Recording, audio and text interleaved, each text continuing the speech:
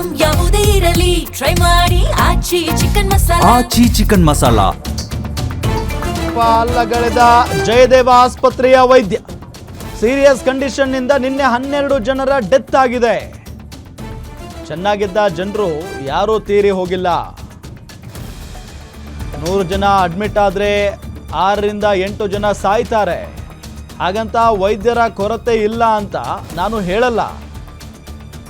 ವೈದ್ಯರು ಹೆಚ್ಚಿದ್ರೆ ಹೆಚ್ಚಿನ ಒಳ್ಳೆಯ ಚಿಕಿತ್ಸೆಯನ್ನ ಕೊಡಬಹುದು.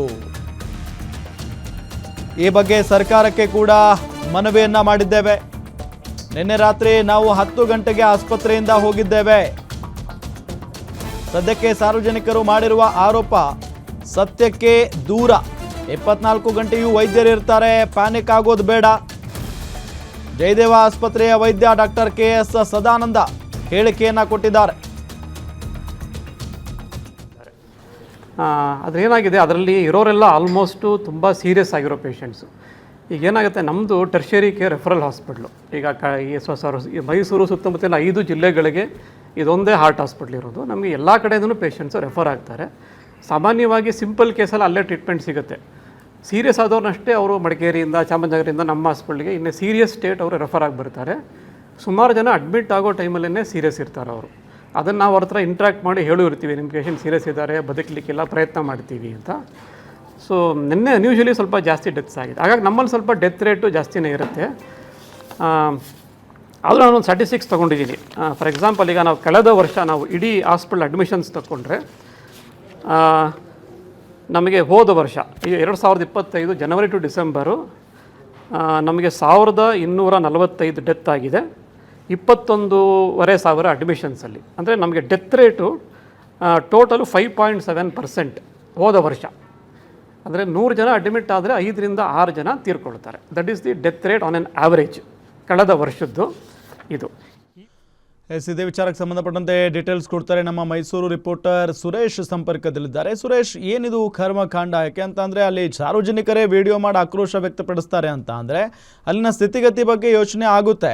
ನಿಜಕ್ಕೂ ವೈದ್ಯರಿಲ್ವಾ ಅಥವಾ ಅಲ್ಲಿನ ವೈದ್ಯರು ಹೇಳ್ತಾ ಇರೋದು ಸತ್ಯನಾ, ಆರೋಪ ಸತ್ಯನಾ? ಡೀಟೇಲ್ಸ್ ಕೊಡ್ತಾ ಹೋಗೋದಾದ್ರೆ.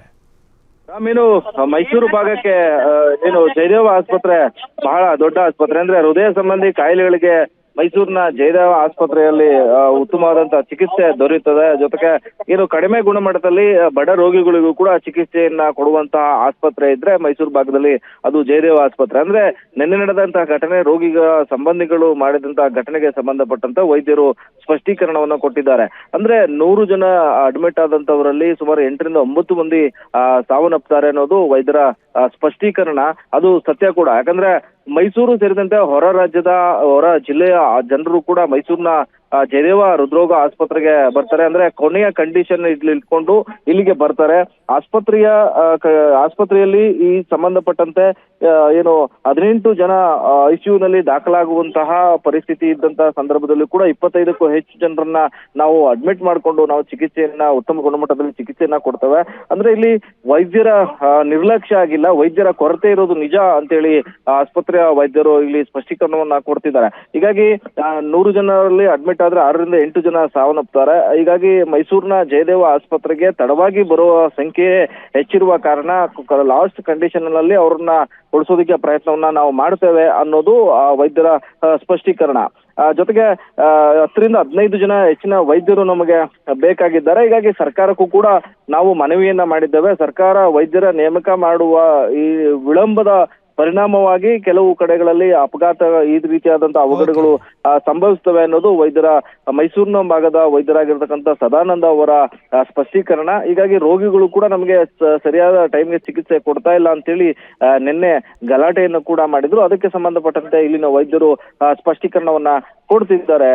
ರಾಮ್, ಓಕೆ, ಥ್ಯಾಂಕ್ ಯು ತಮ್ಮೆಲ್ಲ ಮಾಹಿತಿಗಾಗಿ.